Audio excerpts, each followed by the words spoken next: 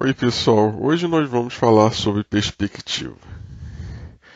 Bom, a perspectiva, nós queremos fazer uma representação planar de um objeto tridimensional, mas de forma que nós vamos compreender esse objeto 3D nessa sua representação planar na perspectiva, como a gente vê aqui, né? É uma imagem, claro, que foi feita no papel, mas que nós temos claramente a visão tridimensional desse objeto, né, dessa cena. Existem várias formas de fazer perspectiva. Nós vamos discutir elas daqui a pouco. Quando falamos de visão, em geral, nós pensamos no olho humano. Aqui está uma representação do olho humano. No olho humano, nós temos um sinal visual que chega ao olho humano, tem um cristalino, uma espécie de uma lente, que vai focar essa imagem exatamente aqui na retina. Ela forma até de cabeça para baixo a imagem. Aqui na retina nós temos umas células fotorreceptoras que vão pegar esse sinal visual, a luz, e transformar num sinal nervoso, num sinal elétrico. Esse sinal ele é transportado a partir de um nervo óptico que vai pegar esse sinal nervoso e levar esse sinal para o cérebro.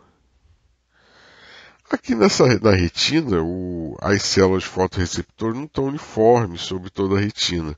Elas estão especialmente concentradas numa pequena região, onde realmente nós focamos a imagem. Nessas outras regiões, o número de células fotorreceptoras é muito pequeno. Isso explica, por exemplo, que se, por exemplo, nós focarmos, olharmos diretamente uma palavra, 2 ou 3 palavras aqui à direita nós não vamos conseguir ler, se estivermos, claro, sempre focado numa única palavra.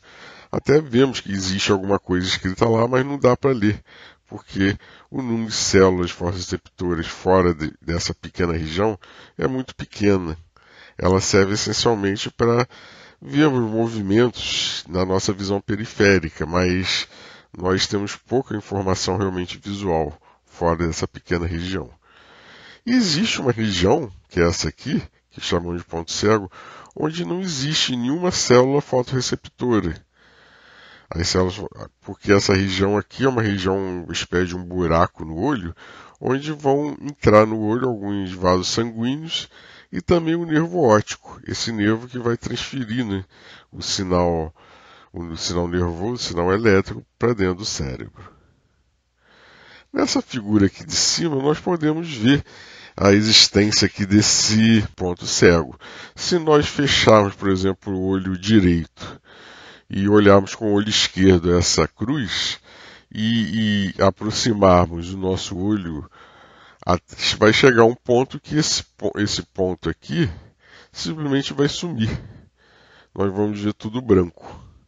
Isso porque esse ponto aqui, nessa distância específica, né, a imagem do nosso olho vai se formar exatamente aqui no nervo óptico, onde não existe nenhuma célula receptora.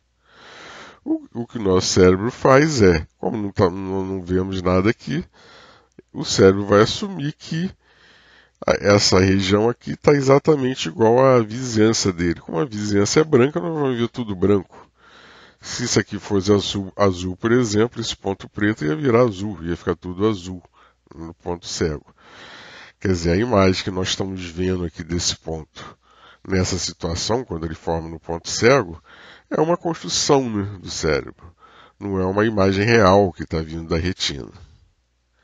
Existe ainda um problema, que o nervo óptico ele vem por cima, vamos dizer assim, da retina. Então, o sinal visual vai passar por esse nervo para depois ser, vamos dizer, transformado no sinal nervoso. Isso, quer dizer, esses nervos vão atrapalhar a nossa visão. Nós não vemos, nós não sentimos nada atrapalhando, porque existe um processamento para que isso suma, né, da nossa visão. Bom, mas depois que o nervo óptico, o sinal é capturado pelo nervo óptico, ele vai entrar dentro do cérebro. E esse nervo vem até aqui, onde chamamos do córtex visual, que é uma parte importante do cérebro, onde é feito esse processamento. Porque quando nós falamos de visão, não é simplesmente uma imagem que nós estamos procurando. O olho é muito parecido com uma máquina fotográfica, onde entra o sinal visual, existe uma lente, vai focar aqui numa pequena placa, né, no caso de uma máquina, e nessa placa existem células também fotorreceptoras, né, que vão transformar essa luz no sinal elétrico. No caso da máquina fotográfica, claro, esses nervóis seriam os fios, né, que vão ver o sinal elétrico de cada pixel, vai vir por fora, né? No olho humano tem esse problema, ele vem por dentro, o que em si já atrapalha a visão, né? E faz que o ponto cego exista, né, no olho humano. Mas o problema agora na visão é dessa imagem saber o que tem na imagem. Isso, por exemplo, em computação existe esse problema, uma área da computação que chama visão computacional, onde a gente está interessado, dado uma imagem, em descobrir o que tem nela. Nós já fazemos isso automaticamente. Ao olharmos uma imagem, rapidamente identificamos vários objetos que estão contidos nessa imagem, quantas pessoas existem, enfim, todos os outros objetos. Rapidamente a gente faz isso. Mas isso não é uma coisa simples, né? Para o computador fazer isso é muito complicado. Quer dizer, tirando situações específicas, assim, por exemplo, obter uma impressão digital, ou um reconhecimento de íris, ou ler código de barra, né, de bancos, o computador faz melhor que o olho humano, mas uma visão geral, né, uma cena geral, onde existem vários objetos reais, né, isso o olho humano ainda está muito na frente do computador. Nós rapidamente descrevemos uma imagem. Então, quando falamos de visão aqui, não é simplesmente essa captura da imagem e a transformação do sinal elétrico. Nós estamos falando de uma descrição. O que nós fazemos, isso é uma coisa automática, né, inconsciente, e muitas vezes a gente acha que é uma coisa fácil, né, mas não tem nada fácil aí. Existe toda uma construção, toda uma descrição de que objeto, o que existe naquela imagem. Tudo isso é feito aqui no córtex visual, onde existe todo um processamento sofisticado aqui para entendermos realmente essa imagem, né? Para conseguirmos descrever essa imagem. E isso é uma construção cerebral, não é simplesmente pegar essa imagem aqui, sair da retina e já está pronto. Não, existe todo um processo complicado que é feito no cérebro. Isso, para se ver realmente que existe esse processo, isso tem várias maneiras. Uma delas é o ponto cego, né, que a gente vê que existe um processamento aqui. Outra maneira são ilusões de ótica. Na ilusão de ótica, existem vários tipos, né? Aqui tem alguns tipos aqui. A gente vai ver coisas que o nosso cérebro, vamos dizer, não funciona bem, no sentido que não faz uma descrição realmente precisa vamos dizer, o real da imagem. Né? Aqui é um exemplo. Nessa figura aqui, existe um triângulo branco aqui, né, que nós parece que vemos claramente um objeto aqui que é um triângulo branco. Muitas vezes dá até a impressão que essa região aqui dentro está mais branco que aqui fora. Não, o branco aqui é sempre igual. Né? Isso ocorre porque o nosso cérebro, a partir desses círculos pretos, nesse triângulo aqui, como existem essas regiões aqui cortadas aqui, dá a impressão exatamente que existe um objeto aqui real na frente desses círculos. O que não é verdade, não existe exatamente o objeto, mas nós criamos, né, aqui um objeto, um triângulo aqui. Aqui tem outros exemplos, né, desse triângulo irreal que o nosso cérebro descreve, né, como uma coisa que existe aqui, né. Nota que aqui, por exemplo, nessa imagem aqui, quando nós fechamos, né, essas partes aqui dos círculos, a visualização desse triângulo diminui. Quer dizer, essa imagem com essa é exatamente a mesma. Só que a única diferença são essas pequenos segmentos aqui fechando. Como aqui, por exemplo, nosso cérebro aqui reconhece mais esse triângulo, porque ele entende que realmente tem um triângulo em cima aqui. Já que não, como existe esse objeto aqui é fechado, então o nosso cérebro já entende, são por acaso 3, né, pedaços aqui desses arcos de círculo que estão aqui e que não existe realmente um objeto aqui dentro. Existem várias outras formas de se criar esse triângulo aqui imaginário, né? Ou como quadrado também, ou até com uma forma aqui de Pac-Man. Aqui tem algumas ilusões de cores.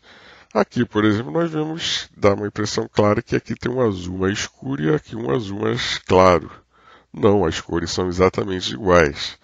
É que o nosso processamento visual de cor leva em conta a vizinhança. Aí aqui ele entende que esse azul é mais claro que esse. Aqui novamente um objeto irreal aqui que a gente parece que vê claramente aqui um quadrado azul clarinho. Dá uma impressão que aqui tem um branco nessa região e aqui dentro tem um azul clarinho. Não, isso aqui é tudo branco, né? Não existe nada, não existe nenhum quadrado azul clarinho aqui. Aqui nessa imagem a única coisa que é azul são esses arcos de círculo aqui, que são azuis. Mas o nosso cérebro entende que para ter esses arcos dessa forma é porque tem um objeto na frente que está tornando, né, essas coisas azuis, dá uma impressão que tudo fica azul.